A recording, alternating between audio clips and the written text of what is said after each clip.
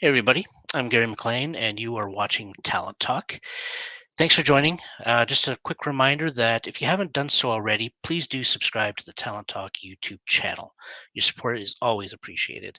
And just another reminder that this is a live and interactive show. So if you have any questions or comments, feel free to throw them in the comments section, and we will try to address them as the show progresses.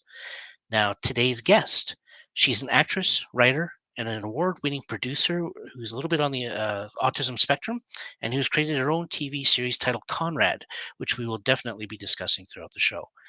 She's a Chicago native and has written several award-winning films and is co-founder of Lakefront Pictures production company. Now, Lakefront Pictures specializes in demo reels, corporate videos, narrative films, and television, and they're currently slated to start filming the feature suspense thriller feature, The Curse, later this year. So please join me in welcoming Jennifer Karum. Hi, Hello, Jennifer. how are you? Good. How are you? I'm well. Thanks for having me. Well, thanks for coming. I appreciate it for sure. And you're out of Chicago, so how's the weather? This minute, sunny. Sunny as the sun Excellent. setting. Nice. It Perfect. changes every hour, so you never know. Yeah, right. I don't know if it's any similar, if it's similar to Calgary at all, but it's usually 5 minutes and then it changes. Yeah. You Yeah, never know. but I do have California envy, so. Oh, fair enough. Yeah, that makes sense. So it sounds like you're a very busy person right now, which is great. But before we even get into some of your projects, I would like to find out a little bit more about you. So I was wondering if you could maybe give a bit of a hello and hey, this is who I am kind of speech. Where you were born, where you grew up, where you Mhm. started, and why you started what you're doing, just briefly, and then we'll get into the juicy stuff. Yeah, no, absolutely. So I am Jennifer. I'm out of Chicago. I have been involved in the film space for about most of my life, but usually more on the acting side. So that's a lot of my experience. And I was in a lot of theater growing up. I did a lot of plays and a lot of classes. So for me, it's something that's kind of been part of my livelihood. And over the past few years, I've gotten more involved in the production side of things, producing and building projects kind of from the incipient stages all the way through post into network distribution, sales, and pitch decks and pitching and all of that glamorous stuff. Yes, right. The stuff that we don't talk about a lot, really. Yeah, it's they call it show business for a reason. It's show business, not show art, unfortunately. But it is a fun business, and you can get lost in the chaos pretty easy depending on how you go about it. But it's great fun. And what kind of drove you to get into that side of the business, if acting was kind of your first passion? Yeah, that's a great question, Gary. So for me, I didn't actually anticipate getting into the film production side. I come from a very lucrative background. I've been in sales since I graduated college. For me, that I focused more on kind of cold calling new business and business development and building relationships that way and hitting quotas and things like that. So I'm very familiar with asking for things and kind of going for that, whatever that sale is. And so when I had taken the time to kind of decide what I wanted to do, I was in sales. And for me, because I'm on the autism spectrum, a lot of people kind of felt that, for me, it's one of those things where it's played into my life where I get really excited and I get really intense and I can kind of push the envelope and push the boundary. And sometimes people are like, whoa. And in sales, everyone's like, bring it on. Your managers are like, keep pushing the boundary, girl. Keep doing it. Get us those numbers. But in relationships, people are like, whoa. And some people don't even say, whoa, they just kind of pull away. And for me, that's always been hard because I'm big on communication because I don't know how to always pick up on the nuances. For me, it's a lot easier if someone is effective in communicating with me, like, hey, Jenny, I need it this way, I need it that way, or don't do this. And in sales, it's very black and white. Either someone's buying from you and they say, yes, I'm moving forward, or they say, no, I'm not. But it took a toll on me because I was constantly trying to hit that quota and constantly trying to meet that "what have you done for me lately" mentality, which is a very tough mentality to live by after you've done it for so long. And so being in that tumultuous kind of environment, I needed to take a break. And so I took an opportunity to see what was available online. And I fell into the opportunity that Ryan Atkins posted, which was basically kind of funny because I'm a huge Mariska Hargitay, Law and Order, The Blacklist, Homeland. I mean, those are my people and those are my shows. And I was looking for that badass detective role. Right. So I hopped online and I just happened to fall upon Ryan's post. It said he was looking, I apparently, because my brain moves so fast, I missed the part that said demo reel. But I was like, oh gosh, an opportunity to film for a feature. Yeah, like, read, Jenny. Okay. Well, I read it wrong and I auditioned for it. And I met a great guy who had a lot of passion and had a great script. And so I read it and I asked him if there was more to the character development, which he then kind of gawked because he didn't really have much more than what was on the page. And I just threw out there that I'm happy to expand the idea. Well, 5 years later, here we are with a TV show with Harry Lennox, Eric Roberts, in front of Apple Plus, Netflix. Has a 44-minute pilot with strong production value, an incredible crew and cast who I had to learn 4 years of film school by failing, creating a project, getting back up again, trying again, building it, and giving other people opportunities to shine as well and building a family. And I kind of fell in love with the opportunity and all the craziness that comes into production and behind the scenes. And so that kind of started my career in film production on that side of that side of the wall. Right. And the title of this project is, of course, Conrad series. This was Conrad. Oh, yeah. There it is. Larry Biella. Right. Yeah. No. That's kind of what impressed me about it is you've kind of got a really strong cast, and from what I can tell, from looking at things, a pretty good crew as well. I'm not familiar with everybody, obviously, but from some of the names I did recognize, it's pretty good. These people who I work with are some of the most incredible human beings that I have ever encountered. The patience and support that people gave me. I mean, I'll be candid. There were people who joined the project and my energy and my lack of picking up on the nuances kind of didn't set them in the right way. For me, it's been a lot of trial and error. So I've been very blessed with very supportive people who take the time to get to know me and understand how my brain works, and then helps me understand theirs so that we can, work and collaborate together. Right. We did have a question pop up here from a viewer, and the question is, does the autism ever affect reading other actors' facial expressions? Yes, it does. Okay. Yes. It's interesting because a lot of times when I'm auditioning for something, a lot of the feedback I might get is you're really overt in your responses and your reactions. In theater, it was great and it was a positive thing. But, in film, it's very subtle. So I've had to learn that. And the subtleties are harder for me. So I've done a lot of mimicking. I grew up learning other people's facial expressions by mimicking their expressions, and being in therapy, learning kind of what some of certain movements mean. I mean, rolling eyes is obvious, but there are some subtleties with lips and kind of how people do things. And I'm still learning. So other actors' facial expressions in a scene, when I've broken the scene down and I've had the opportunity to go through the script, I've been able to really, okay, this person is angry. What is my character feeling in this moment? What is happening in this moment? What are my objectives? What am I wanting from this other person? And how am I going to go about getting it? Whereas, improv is a lot harder for me. I would never say I'm good at improv. I have friends who say that I'm funny, but I don't see that. But yeah, I hope that answers that question. It definitely is a struggle, and it makes it that much harder and requires more work on my end. Okay, no, that's fair. And do you have any? I'm just kind of curious. Do you have any other struggles that autism kind of interjects itself, or? Yes. Um, for me, I push the envelope a lot, not because I'm like, how can I push someone? It's more, how far can I go? Because I don't know. Like, some people, you can just keep, I have a lot of energy. And so some people are like, yes, get me excited. Let's do this.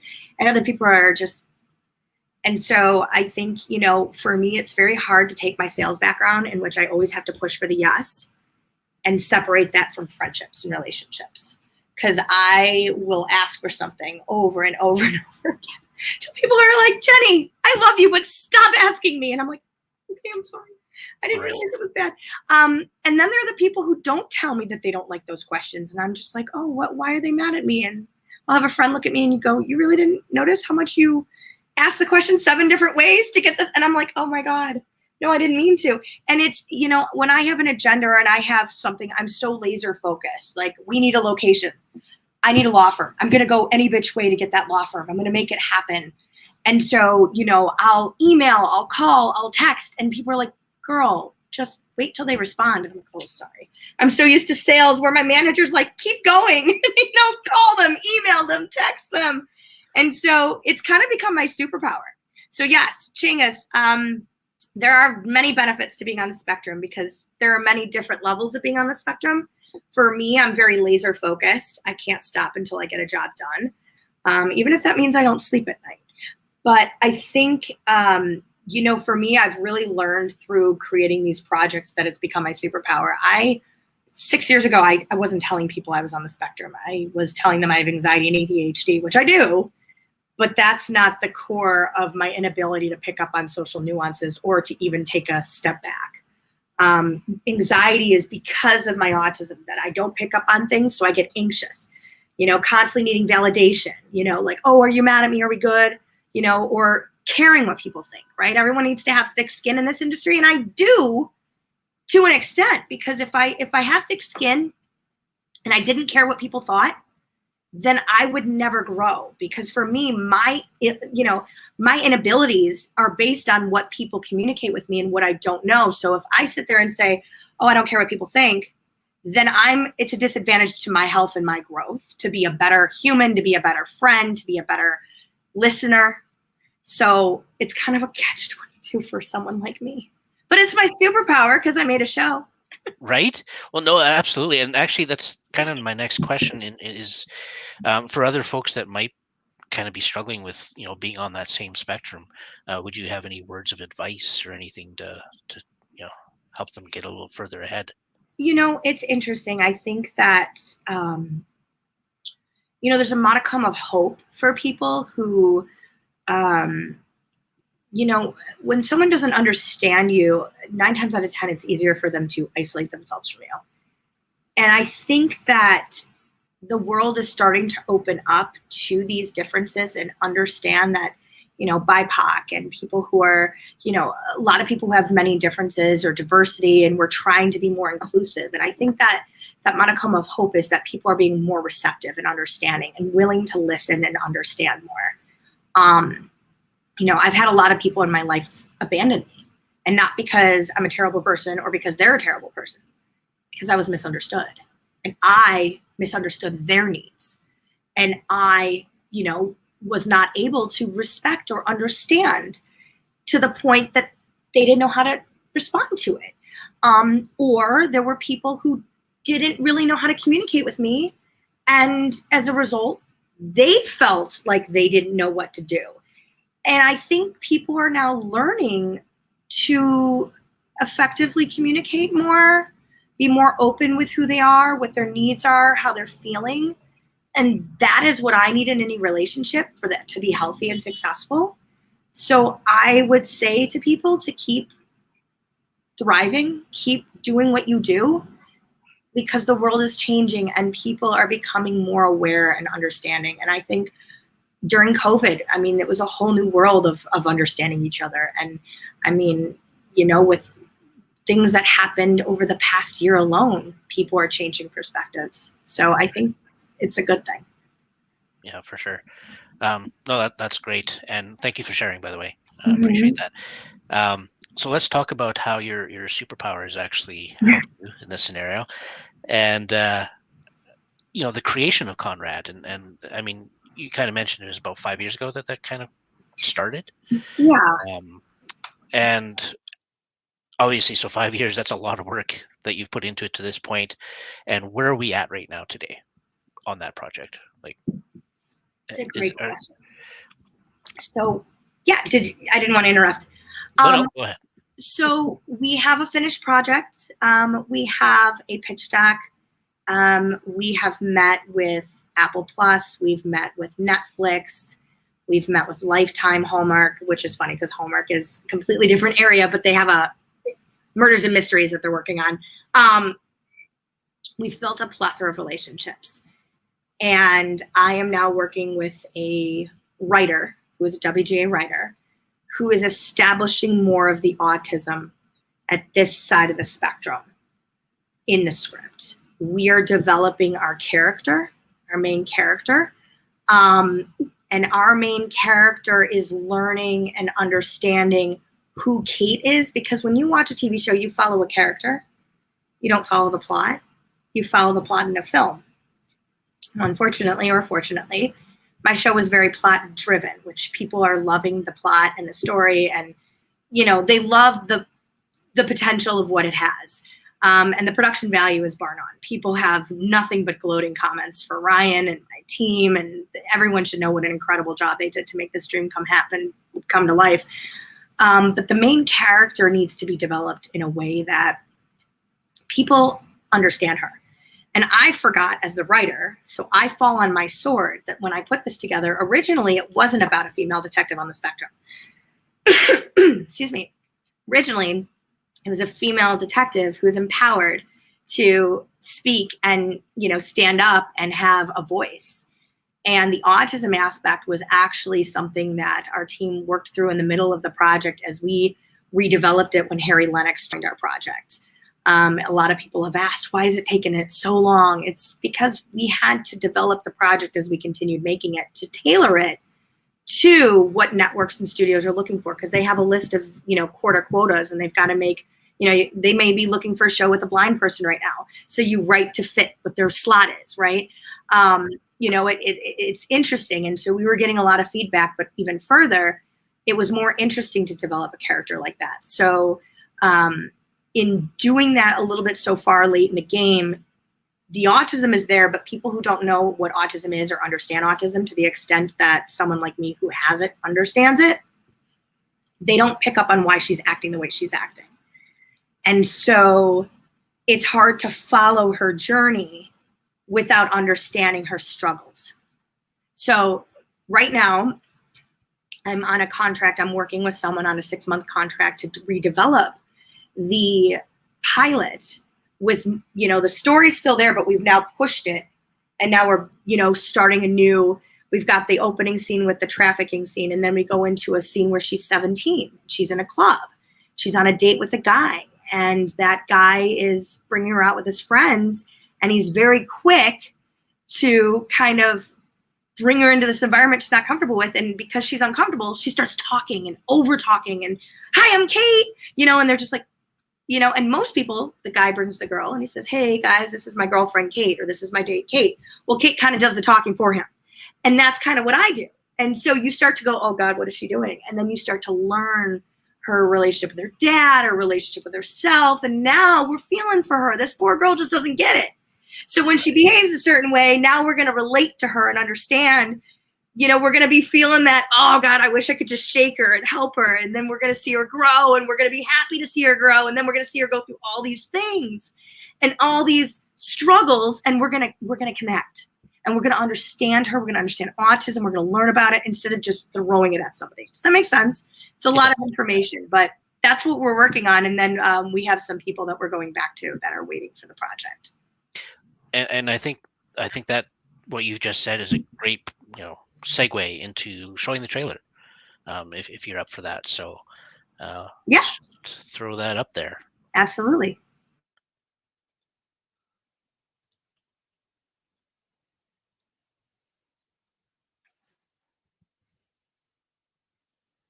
We can't hear it.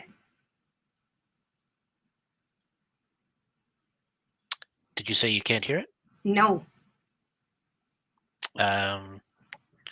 Hopefully the guests. So here, let me just do one check here. I could hear it, so I was kind of just let me double check something here. Sorry for the technical issues, folks. We'll do this in a second here. Just make sure I've got this set up correctly. There we go. And let's try that again.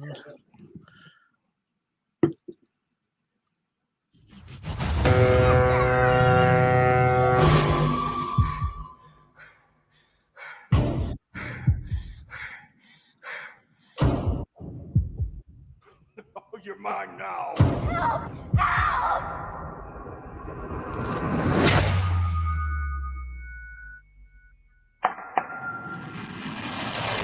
I'm going to find out everything that happened. This is my better half, Kate. Don Brewer. Kate, you'll start as detective under Bowden. Welcome to the dark side. Trust me, this one has put all the work in. 2 detectives under one roof. Things could get messy. Only if you let it.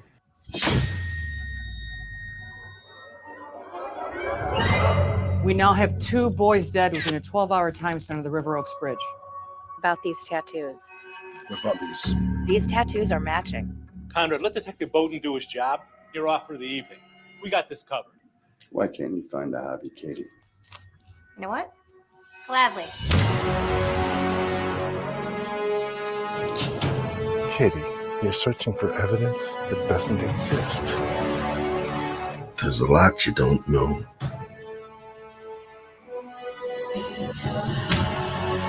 It's almost as if someone doesn't want me to become detective.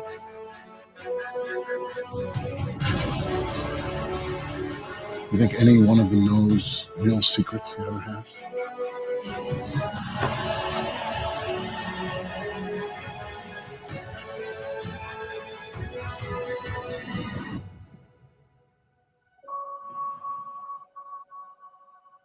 It's not me. But just because someone is kind-hearted, it doesn't mean that they're not capable of violence.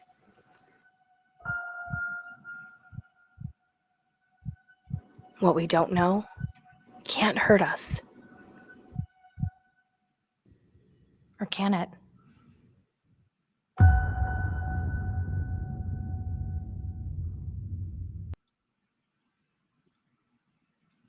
Very nice. Very impressive. Thank you. Thank you. And just out of curiosity, how long did it take to get that trailer put together? Oh boy. Well, we have like 70 million versions prior, but shout out to Serge Martinenko. He is absolutely incredible, and Ryan Atkins, who the two of them just, Ryan's in Chicago, Serge is in LA, back and forth with Adobe Cloud. I don't know. I think that was something that took him maybe a couple months, but it was, I mean, there's been a lot of changes, adjustments, you know. And I always like to put in feedback as well, and so does the rest of my producing team. So, yeah, they did a great job. Yeah, for sure. Chingaze would like to know about the budget. Just wants to know, what it would cost to get Eric Roberts to kiss me, is what he says. Yeah, well, I mean, in terms of the budget, you know, we definitely we were very blessed with what we were able to do. It's definitely not as expensive as it looks, but it's definitely expensive. Eric's a great guy, so you should definitely reach out to his team and they'll tell you what his price is to come out and work with you guys. As far as a kiss, I don't know how that works. But he's a great guy, very respectful. Nice. Well, I mean, man, he's been around a while, so he definitely knows the ropes for sure. We are actually down to the last 5 minutes, technically. Oh. If you're okay with going a few minutes over, because I would like to talk a little bit more about the production. I have this down for an hour, so I'm good. I have a friend who's popping in at 8:30. Oh, okay. Well, I mean, we can carry on then, because I mean, usually it's 30 minutes, but we can carry on. All good. Because I like I said, I definitely want to get into the production company itself and you know, how that kind of came to fruition. Because you said you're co-founder for that, correct? For Conrad? No, for the production company. Yes. Lakefront. Yeah. Yes, with Ryan. And how did Sorry, that? there's the engines, the trucks going by, so it was hard to hear you. Oh, no worries. Yeah, I can kind of hear him in the background a little bit. Chicago. Right. I Fair can mute enough. myself. I'm so sorry. All good. All good. So how did that kind of come about? Was that during Conrad or after or before? We actually, basically, we actually had the company made while we were actually filming Conrad.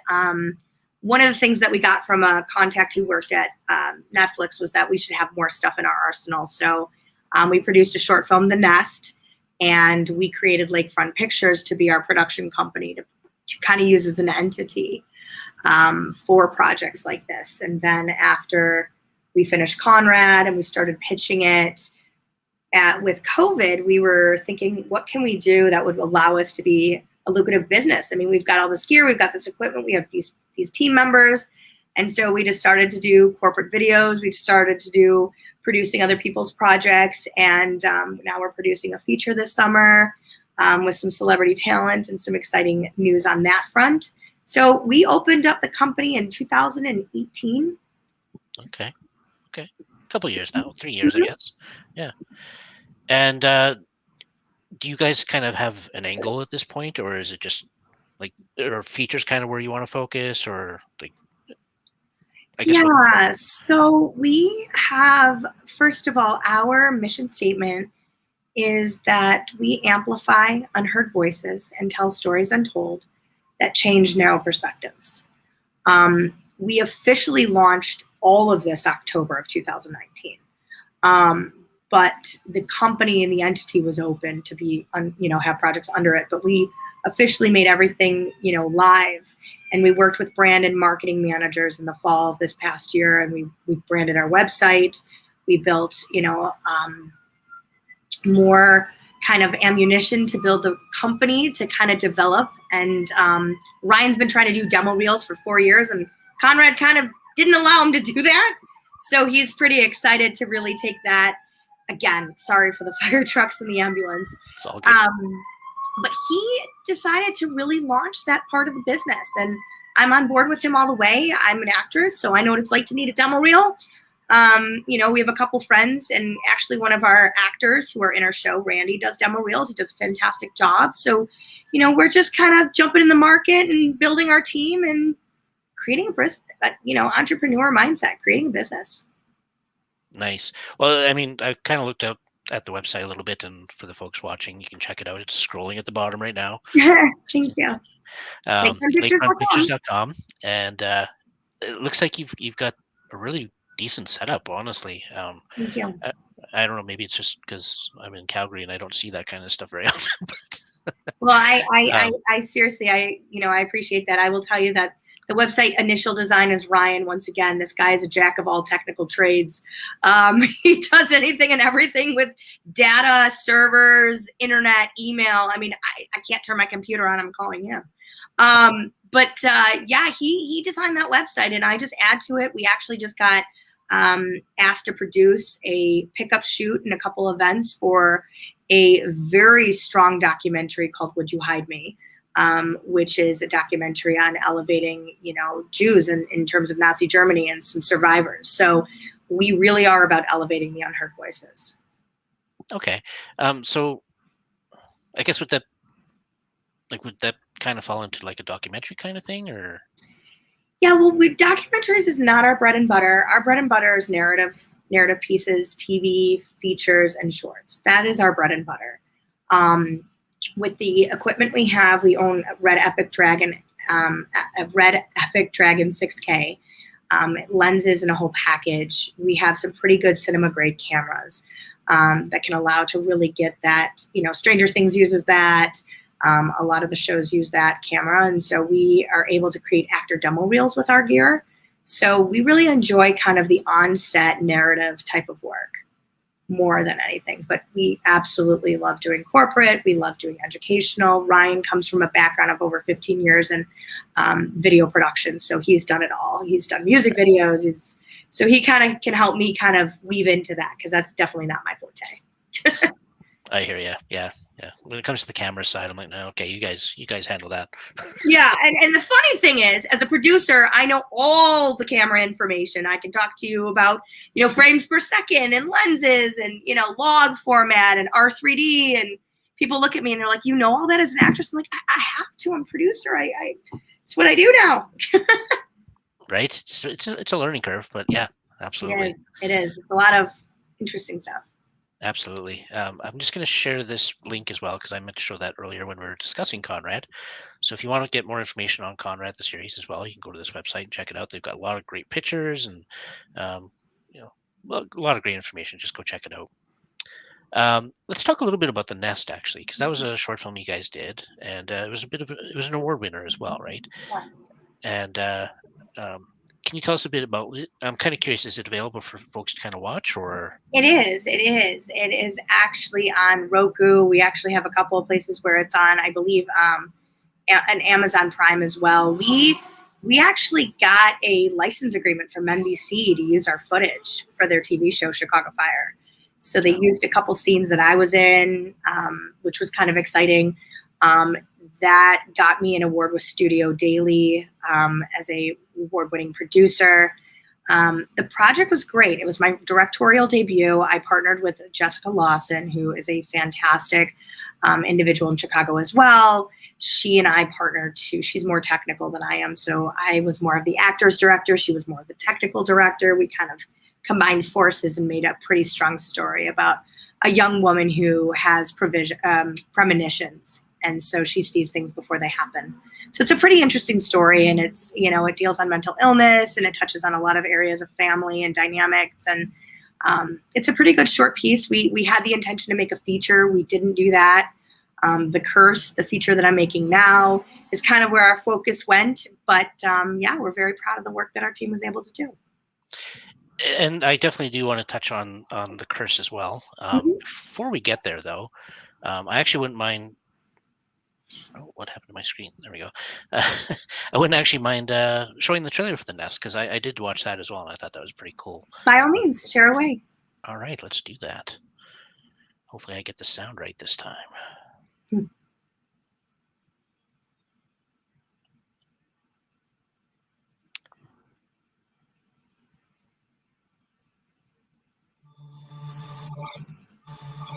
Rich, can you tell me more about these visions?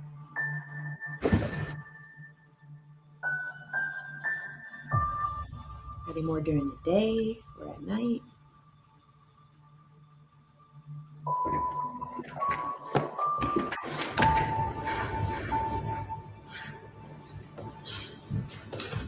Rachel. Rachel. Rachel. Rachel. Rachel. Rachel.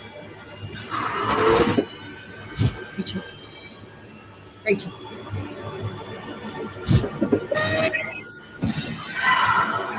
Rachel. Rachel, sit down. Rachel.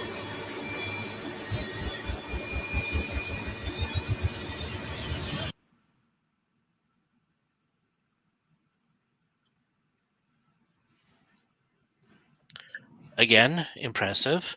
Thank you. How did that one kind of come about? Like, where did that story come I from? don't think you guys are going to believe this, but we were sitting at Jessica's house and we were talking about other projects, and we were like, let's do a short. And I'm like, oh yeah, I'm kind of writing one. I have something called The Nest. And they were like, what? I'm like, oh, I just have like kind of an idea. And they were like, well, do you have a script? I'm like, no, but I'll write it. So like 2 days later, I was like, guys, I have a script. They were like, what? You mean you have a script? Yeah, and I brought it over to the team, and of course we made changes to it. But yeah, I just kind of hammered it out. I was so excited about the idea, and I just literally went home and started writing. And I kind of thought of some like stories that have been kind of mingling in my brain, and I think that's another one of my superpowers is that I can just write. I was going to say that's where your superpower kicked in, right? Is the laser I'm not focus. saying it's a great writing, but I'm saying I just write. It's a start, honestly. Exactly. Cheers. Exactly. All right. So yeah, let's get into a little bit of The Curse. So I think you actually just announced some pretty cool news yesterday about that project, I think. Did. Yes, I'll let you. Well, first tell us a little bit about the story, and then you can share the news you kind of released yesterday as well. Yeah, so The Curse is a can't even say the word, psychological horror thriller. And essentially it's kind of an interesting story. It's a young lawyer finds himself in a twisted web of murder and deceit brought on from a dark force in his past. And our tagline is kind of fun. At nightfall, when your body lays to rest, your, scratch it out, my spirit comes to life. And essentially, it's a pretty interesting story. It's about a young lawyer, a young boy who's kind of trying to earn the rights of his dad's approval. And it's a lot similar to like Little Fires Everywhere meets Hereditary or like Babadook. There's the thrill factor, there's the psychological factor, there's a little gore, but not a lot. It's not a slasher. And we have sent the script to several people, and Jeff Hare, who is a director for a lot of, Fox, Universal, Lifetime. He just did a movie with Jessica Morris out in Canada, actually. Literally sent his message. He was like, I love this film. Attach me. I'd love to be a part of this. And we had a conversation with him, and he's fantastic. And he's got great visions, and Ryan and him align. And, we brought him onto the project. And shortly thereafter, we have pretty big announcement. But for those who are on here can hear it first, Enrico Colantoni, Galaxy Quest, person of interest, Just Shoot Me, is officially joining the project as well. So we're really excited. Nice. So yeah, we're in development on that, and the goal is to film it end of August, September. It will be a big project in Chicago. It's a SAG modified low. Yeah, it's a pretty decent budget. It's the modified low is between $350 and $700, and so we're on the upper side of that. So we're very excited. Okay, in the grand scheme of things, that's still, for a feature, that's not horrible. And horror thriller is a big genre. It's a very sought out genre. Absolutely right. Yeah. I'm a big fan of the suspense thrillers. So, so do you guys have an idea of time required to actually finish the filming? Like, is it 2 months, 3 months? From filming it to for filming, yeah. Yeah, so we have an assistant director we already have the movie magic budget. We have an assistant director who broke down the script. So it's I believe we have 23 days of filming. 23 days. Okay. Mm-hmm. Nice.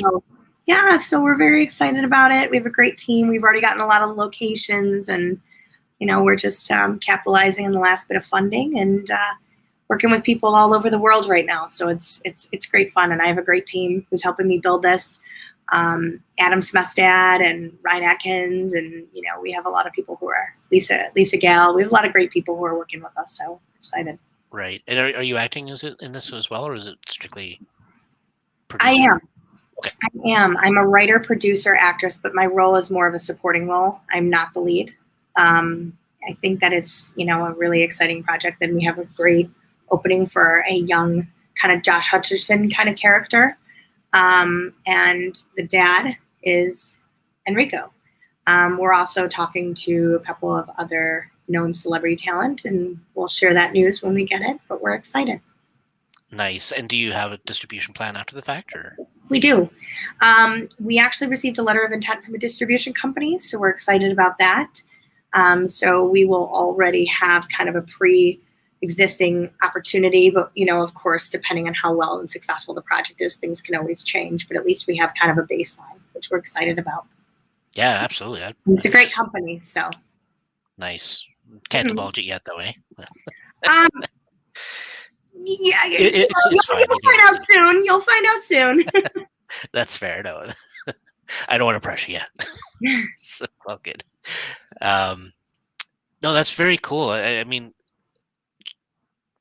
I'm kind of like much smaller scale than you, but I've done a little bit of producing myself with short films and stuff like that. Mm-hmm. And I don't know about you, but I do find the whole process rewarding at the end. Yes. Not necessarily fun during the actual process sometimes, but I don't know, maybe it's different for you, but like the producing side itself, I'm not a big fan of, but I do like the end result. I would agree. I think there's an excitement to problem solving finding solutions. You know, when I'm in the middle of going from a phone call and writing an email at the same time, I mean, I'm a multitasker. And so I sometimes forget people can't do that all the time. I can write an email and talk to you at the same time. I could, you know, I've been on the phone with someone and, you know, written a scene while I'm talking to them where they're like telling me ideas and I'm like, boom, boom, boom, boom, boom, boom, got it. I don't want to forget. And so it's fun to get pretty, you know, caught up in all that, but it can be very stressful. So you have to be able to take it. And I have my days, trust me. Deep breaths. I use my Peloton regularly. Right? Yeah. Yeah. Burn off some energy. Yeah. Sorry, I was just reading a comment that popped through here.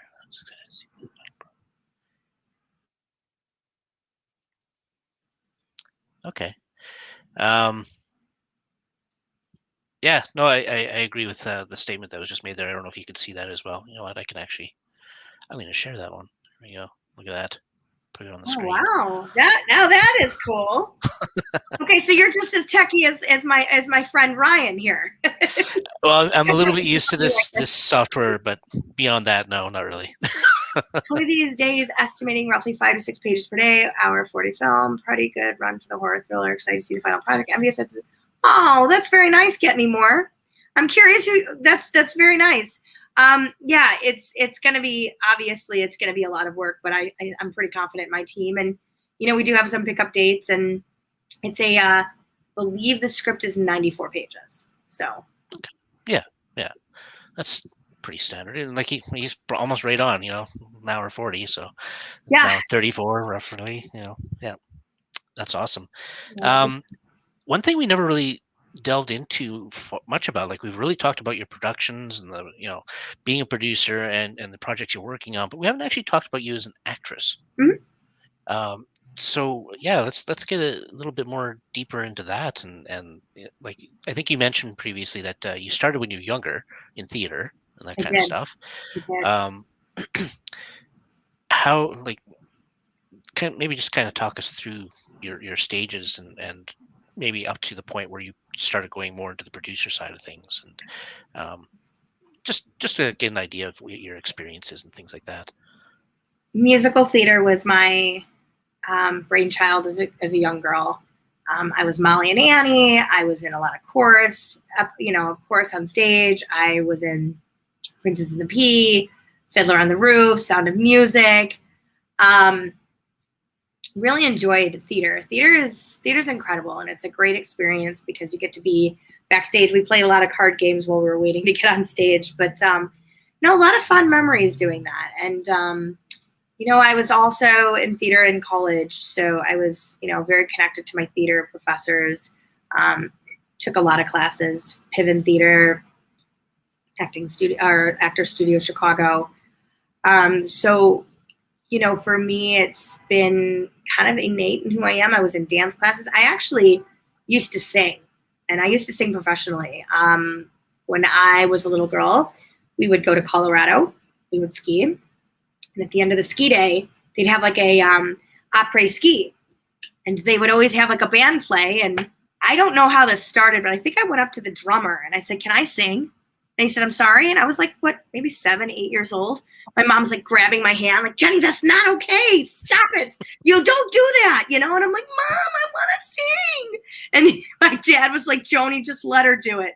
So the guy was like, "Sure, you could sing." And then all of a sudden I just take the mic and I'm like, "It's a 1 for the money, 2 for," and I did this whole like little thing of blue suede shoes. And then from then on, for like the entire trip, I was the blue suede shoes girl at 4:30 on this like bar where people are drinking. Here's this 7-year-old like singing her life away.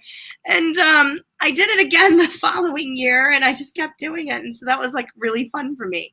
That's awesome, I used to sing. I mean, that was something that, I really would have, a lot of fun doing, but I was that girl that would walk up to you and have no idea who you are.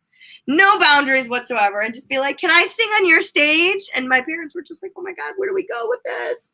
My mom would tell me to this day, like, "Do you have any idea how embarrassing you were?"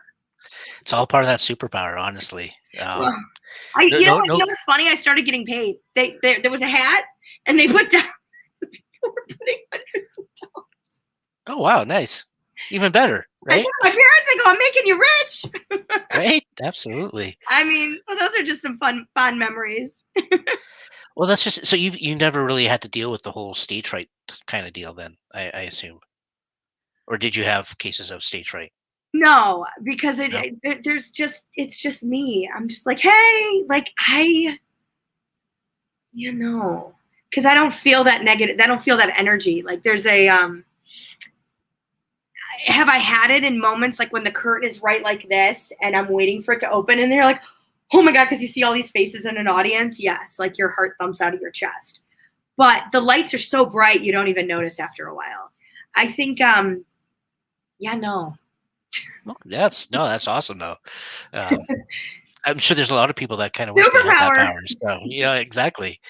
And so, do you have? Because you said you really enjoyed theater. Was there a certain aspect of it that you really enjoyed out compared to anything else? Like, is it the audience interaction with what you're doing, or is it the No, relationships you build, or it was the pianist and singing during rehearsals. And, 1, 2, 3, 4, 5. No, it's 5, 6, 7, 8. And like, I just love doing that, like rehearsals. And I would get so into it that I would forget I'm in front of people. And that is such a great feeling to not care what anyone thinks in the way of like being free with who you are. Because it is so hard in today's day and age to just be like, this is who I am and take it or leave it. Because I care what people think, right? Like, as I said earlier, like, especially because it helps me. But when I was younger and I would sing, it was just me and the song that I was connecting to, or me and the pianist, or my instructor. So I think those are fun memories, but also backstage with my cast, building the bonds with my cast, and just being immersed into a musical or like a show or a play. right? I was also in the Glass Menagerie, which was another great one. I love like a lot of those playwrights, like Tennessee Williams, and it was just a fun time. Yeah, absolutely.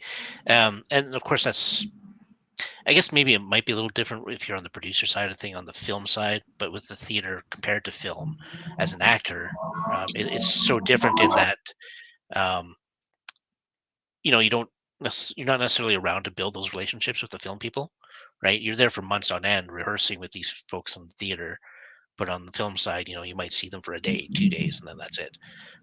So that was one thing I enjoyed about theaters. Yeah, you get that time to build those, and Mm-hmm. a lot of them are long-lasting relationships, right? And that's Like on a set, you're in a trailer by yourself. exactly right. And Waiting your for cell somebody to phone call and your you. makeup Yeah, artist. And your makeup artist is your best friend because you tell them everything. Like I just don't even know how many stories our makeup artists know. All the way from boyfriends to breakups to who I'm texting, But yeah, in theater, you're there with everyone. I mean, there's dressing rooms and you share them, and it's you change in front of people. Like you just don't care. It's a totally different world. it is. Yeah, it's kind of funny because I've done that before where I'm out somewhere like at a friend's house or something, and for whatever reason, like maybe I'm you know wearing sweats and I've got shorts underneath or whatever. And I'm like, okay, it's hot, so just take the sweats off or whatever. Not my underwear, people. Actual shorts underneath. Uh, but so you take them off, and you just when you're in this industry, you just don't really have that inhibition or that concern. I don't because I guess it's because you're doing it in front of your colleagues all the time. So what's the big deal? Um, I don't know. That's my thought. um, we are kind of getting close to the end here again for even the hour. So there's a couple quick questions I kind of wanted to ask you. Kind of just random fun questions, really. Um, do you have at this point? Do you have um, a memory that really stands out for you, positive, like a positive memory or a funny memory or anecdote or something like that? About It doesn't filming. matter if it's film or theater. Um, just something that really stands out for you that, hey, this was really fun or really funny. Yeah.